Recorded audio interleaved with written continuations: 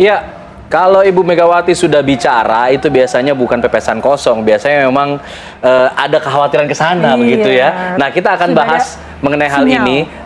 Apa sebenarnya masukan out-out, informasi apa sih yang diterima oleh Bu Mega mengenai hal tersebut? Sebenarnya informasi apa sih Bang yang diterima oleh Bu Megawati sehingga kemudian muncul narasi ada yang mau meng-out-out, mau ngacak-ngacak Kongres PDIP tahun depan?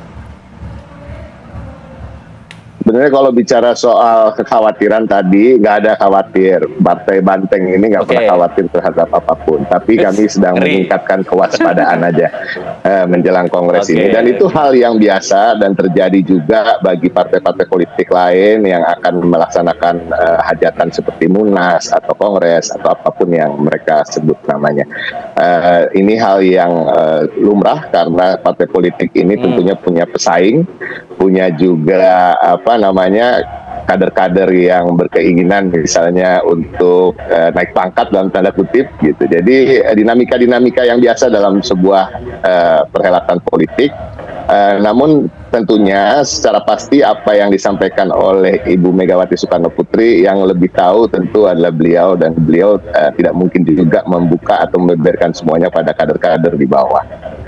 Tapi pada prinsipnya kita juga bisa melihat bagaimana ada tone-tone dan narasi-narasi di media sosial misalnya atau di media-media mainstream bahkan yang memojokkan beberapa kader kami akhir-akhir ini terkait dengan kasus-kasus hukum yang sesungguhnya sudah lewat dan tidak melibatkan mereka sama sekali, namun coba untuk dihubung-hubungkan dan kemudian mengganggu konsentrasi kami untuk menghadapi Kongres. Tapi itu juga suatu hal yang bukan baru bagi PDI Perjuangan.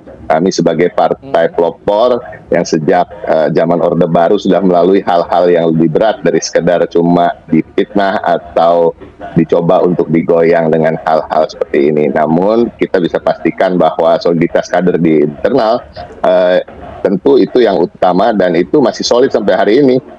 Kalau dibilang selalu kan dicoba untuk diadu domba, ada antar faksi dan lain-lain.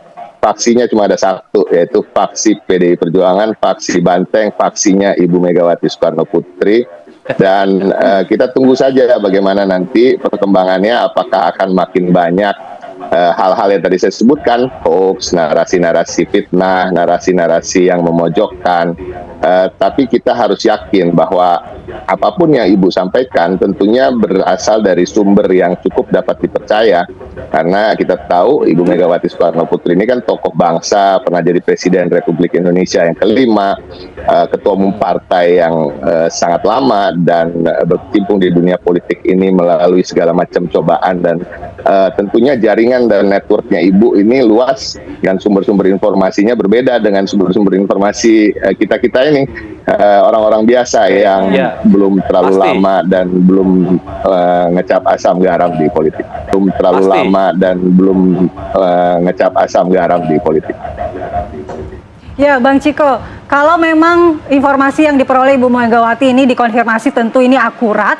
Nah, dan ini juga disampaikan di depan forum, di depan publik, tentu dia ingin pihak yang dimaksud ini mendengarkan. Nah, siapa sebenarnya pihak yang dituju? Apakah ini berkaitan dengan dinamika internal partai, pihak-pihak internal, atau ancamannya lebih dari pihak eksternal?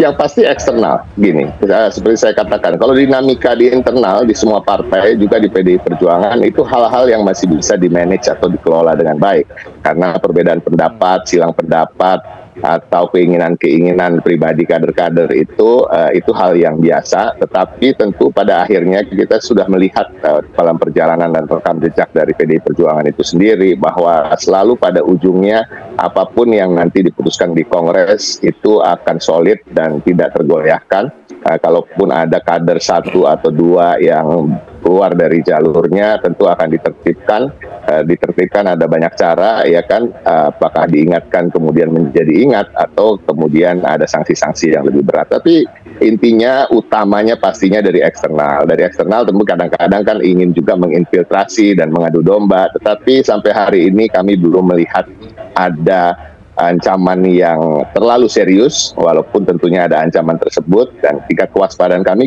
tingkatkan Dan yang Ibu sampaikan betul sekali, Ibu ingin supaya di-acknowledge atau diketahui oleh publik dan oleh sosok-sosok atau kelompok-kelompok yang ingin mencoba memporak-porandakan partai yang kami cintai ini untuk ingat bahwa kami waspada dan kami bisa menyerang balik dengan cara-cara yang tentunya telah kami persiapkan dan sudah biasa kami lakukan untuk melawan ketika ditindas, melawan ketika dicoba untuk rusak dari pihak luar. Nah, di internal sendiri kami tetap yakin bahwa soliditas itu tetap terjaga dan tentunya Mbak Puan, Mas Prananda, Pak Sekjen dan para ketua di DPP dan Wakil Sekjen dan para pimpinan kami tentunya pada akhirnya ketika menghadapi ancaman dari luar akan tetap bersatu dan melawan. Oke, sudah ada tantangan balik, kita siap counter attack katanya Mas Umam. Ini memang kalau memang disampaikan tadi katanya eksternal begitu. Anda melihatnya eksternal ini dari parpol-parpol lain atau dari pihak apa penguasa kah atau memang dari eksternal yang kemudian sebelumnya pernah di internal? Ya memang cukup spekulatif ya, karena bagaimanapun juga yang disampaikan oleh Bu Mega itu relatif agak blur, tetapi sifatnya ini adalah internal alert system, sehingga kemudian menjadi perhatian dari kalangan internal di kader-kader PDIP dan lain sebagainya. Tetapi diakui atau tidak, ketika Bu Mega menyampaikan itu, tentu ini mengekspresikan semacam rasa insecure. Bisa saja ini terkait dengan konteks kekuasaan dalam konteks ini ruling power atau elemen-elemen yang berada di sekitar ruling power tetapi bukan kekuasaan inti. Karena kalau misalnya kita bicara kekuasaan inti, tentu kekuasaan itu pegang oleh presiden. Presiden kita tahu Pak Prabowo punya kedekatan dengan Bu Mega. Bahkan di saat yang sama di kabinet juga ada juga Pak Budi Gunawan yang kita tahu juga menjadi bagian dari lingkar dekat Bu Mega. Artinya bahwa dalam konteks komunikasi di atas panggung, di belakang panggung harusnya relatif cukup intens. Nah, kalau misal kemudian Bu Mega menyampaikan itu, maka besar kemungkinan kalau misal memang informasi itu valid adalah elemen di lingkar dekat kekuasaan tetapi bukan menjadi representasi dari ruling power itu sendiri. Bisa digambarkan nggak secara detailnya apa itu? Di lingkar dekat kekuasaan tapi bukan ruling utamanya. Kita menjadi biar kemana-mana nih, biar kemana-mana nih. Iya, atau yang pernah memegang kekuasaan. Nah, keywordnya disampaikan Lagu Mala. Artinya begini, kita tentu tidak bisa menjudge satu dua elemen ya, tetapi bahwa kemudian ada semacam tantangan di dalam internal PDIP yang kemudian harus diantisipasi. Pertama, ini dari pola ya. Kalau pola yang selama ini berjalan, ketika kemudian ada istilah mengacak-acak, intervensi, diawut-awut dan sebagainya, seringkali melibatkan elemen eksternal, tetapi juga bersimbiosis dengan elemen internal. Nah, kalau misalnya kemudian bersimbiosis, biasanya itu menggunakan mekanisme intervensi. Kalau misal Bu Mega kan menggunakan kemungkinan dalam konteks kongres misalnya, maka kalau misal itu terjadi biasanya dilakukan dengan cara menciptakan dualisme, mungkin ada kongres tandingan dan lain sebagainya. Ketika terjadi dualisme kepemimpinan lalu dibawa ke ranah politik, disitulah kemudian intervensi pemerintah kemudian memungkinkan dilakukan melalui SK dulu Menkumham, sekarang Menteri Hukum. Atau kalau misal berlanjut dibawa ke ranah hukum dalam proses persidangan di MA dan lain sebagainya. Tetapi mekanisme intervensi itu, diawut-awut itu juga bisa menggunakan murni eksternal dengan cara menggunakan instrumen penegakan hukum. Nah, yang bisa punya akses terhadap kekuatan elemen itu tentu bukan elemen yang murni di luar kekuasaan, tetapi dia punya power. Dan power itu bisa di-generate oleh mungkin ruling power atau mungkin yang sebelumnya misalnya yang memiliki pola atau garis relasi konfliktual misalnya dengan PDIP dan lain sebagainya.